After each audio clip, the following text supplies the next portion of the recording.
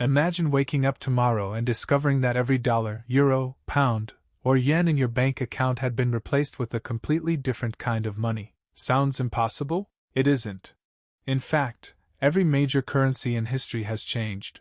Some disappeared slowly, others collapsed almost overnight. Gold gave way to paper, paper became digital numbers on screens, and today, we're standing on the edge of another transformation that most people barely notice. But here's the strange part. The people who understood these changes early didn't just protect their wealth, they often became incredibly rich. So the real question isn't whether money will change.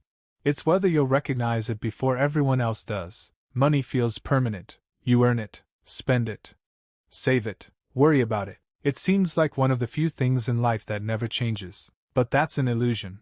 Money is one of humanity's greatest inventions, yet it's constantly evolving. Every generation believes the version they grew up with is real money. Every generation is eventually proven wrong. And once you understand why currencies always change, you'll never look at your wallet or your bank account the same way again. Let's start thousands of years ago. Picture a farmer with 10 sacks of wheat trying to buy a cow. The cow owner doesn't need wheat. He wants tools. So now the farmer has to find a blacksmith willing to trade tools for wheat before he can buy the cow. This problem had a name long before economists existed, the double coincidence of wants. Both people had to want exactly what the other person offered. Trade was painfully inefficient. Humans needed something better. At different times and in different places, people used shells, salt, beads, tea bricks, cattle, giant stone discs, and even dried fish as money. Yes, giant stones. On the Pacific island of Yap, enormous limestone discs, some weighing several tons,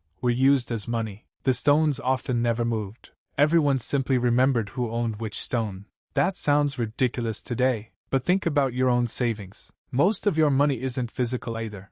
It's just a number inside a computer. The difference isn't as big as you might think. Then came one of history's greatest breakthroughs: gold and silver. Not because they were shiny.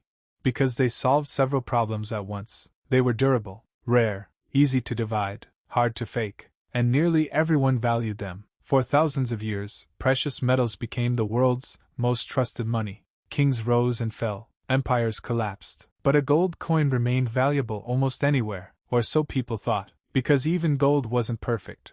Imagine you're a merchant traveling across Europe carrying hundreds of gold coins. Heavy, dangerous, easy to steal. One robbery could erase decades of work. So people started depositing gold with goldsmiths, who had secure vaults. The goldsmith gave them a paper receipt. At first, that receipt simply represented the gold inside the vault. Then something unexpected happened. People stopped collecting the gold.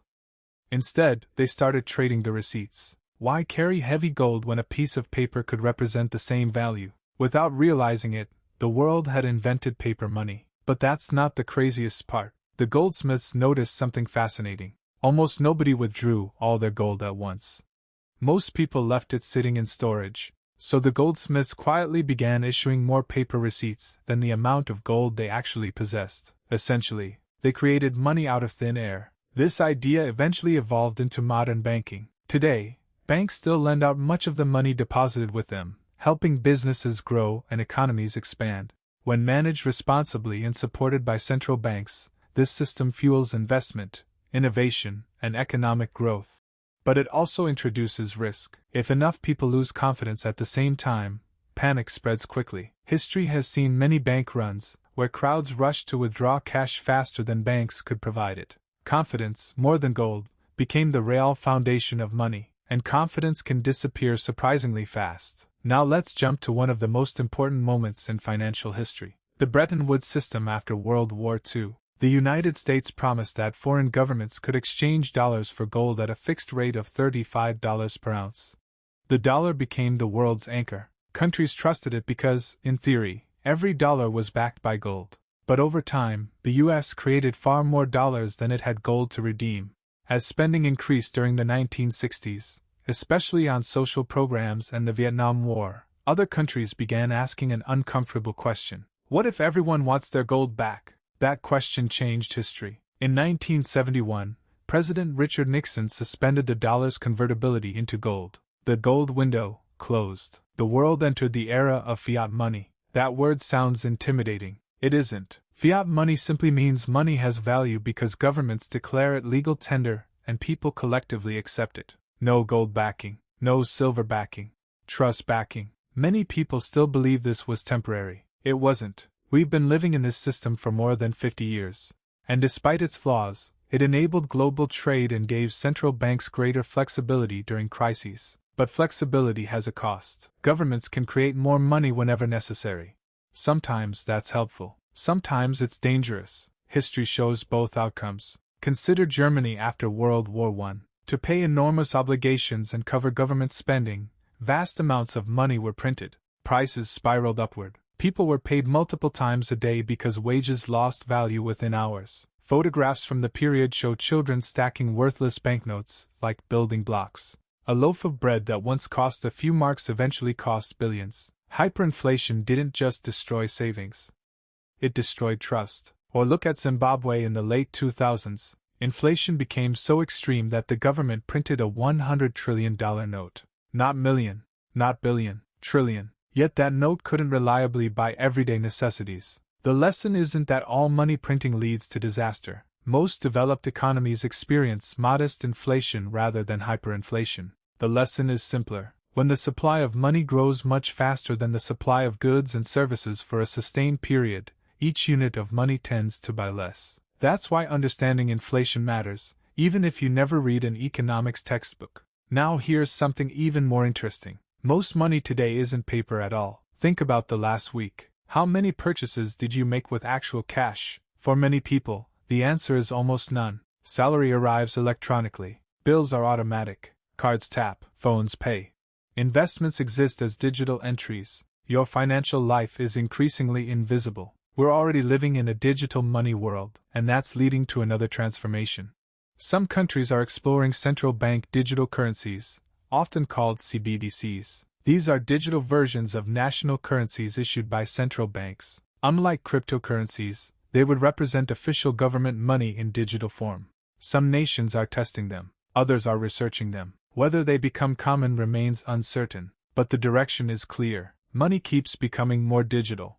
And then came Bitcoin. When Bitcoin appeared in 2009, many people laughed. Digital money with no central authority? Impossible. Worthless. A scam. Yet Bitcoin introduced an idea almost as important as the invention of paper money. What if trust didn't have to come from a king, a bank, or a government? What if software and a decentralized network could verify ownership instead? Whether Bitcoin ultimately succeeds or fails as money is still debated. But its existence forced the entire financial world to rethink old assumptions. Even central banks began studying digital alternatives more seriously. That's the pattern you'll notice throughout history. Every new form of money first sounds absurd. Paper replacing gold? Ridiculous. Credit cards replacing cash? Impossible. Online banking? Too risky. Digital currencies? We'll see. People almost always underestimate how quickly financial habits can change once something becomes easier. Now here's the part that affects you personally. Most people think building wealth is about choosing the perfect investment, the perfect stock, the perfect crypto, the perfect property. History suggests something different. The biggest winners often understood monetary change before everyone else. When paper money spread, merchants who adapted gained an advantage. When electronic payments expanded, businesses that embraced them grew faster. When the internet transformed commerce, companies that ignored it disappeared. The lesson isn't to chase every shiny new trend. It's to stay curious instead of stubborn. The most expensive sentence in finance might be, "This is how it's always been," because history almost guarantees it won't stay that way. Let's make this practical. Suppose inflation averages around 3% over many years. It may not sound dramatic, but thanks to compounding, the purchasing power of cash gradually declines over time. Money sitting idle can quietly lose what it can buy. That's why simply saving isn't always enough. You also need your money working for you. Historically, diversified investments such as broad stock market index funds have outpaced inflation over long periods, although past performance never guarantees future results. Owning productive assets means owning things that can generate value over time. Businesses, real estate, innovation. Instead of only holding currency, you're holding pieces of the economy itself. That's a completely different mindset. Here's another mistake many people make. They confuse currency with wealth. Those aren't the same thing. Currency is what you use to exchange value. Wealth is the value itself. Imagine two people. One has $1 million sitting in cash for decades. The other owns businesses, investments, skills, and assets that continue producing income. If inflation steadily reduces purchasing power, who becomes wealthier over time? Usually the second person, because wealth creates more wealth. Cash alone generally does not. Exactly what comes next. They don't. Financial history is filled with surprises. The 2008 financial crisis shocked professionals. The pandemic reshaped economies almost overnight. Interest rates changed faster than many expected. Uncertainty isn't a bug. It's the normal state of finance. That's why diversification matters. Don't build your future on a single prediction. Spread risk. Stay flexible. Keep learning. Here's an advanced way to think about money. Ask yourself one question every year. If money changes over the next decade, what skills will become more valuable? Notice the question isn't asking which currency wins. It's asking about you. Technology changes. Currencies evolve. Skills travel across every system. A software engineer, a skilled electrician, a great salesperson, a talented entrepreneur, a trusted doctor. These people create value regardless of what currency appears on the paycheck. Your greatest financial asset isn't your bank account. It's your ability to solve problems that other people willingly pay for. That's surprisingly comforting, because unlike markets, you control it. One final story. In the early days of the internet, many business owners dismissed websites as a fad. Customers would always shop in person, they said. Some adapted, some laughed. 20 years later, the companies that embraced change often dominated entire industries. Money follows a similar pattern. The future rarely arrives with fireworks.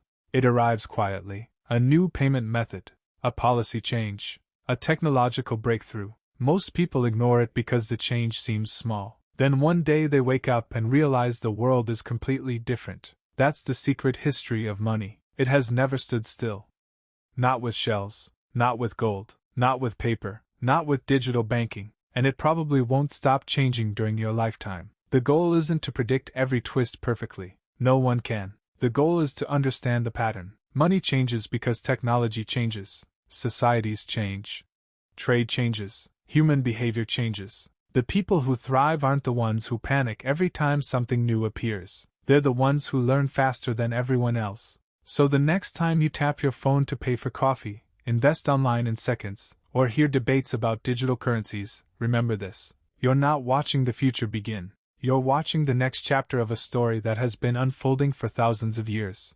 And now you know something most people don't. Currencies change. Trust evolves. But financial wisdom never goes out of style. If you keep learning, stay adaptable, invest in productive assets, and continue building valuable skills, you'll be prepared no matter what form money takes next. Because in the end, the people who build lasting wealth don't simply follow money. They understand why it keeps changing. And once you see that pattern, you'll never look at the world of finance the same way again.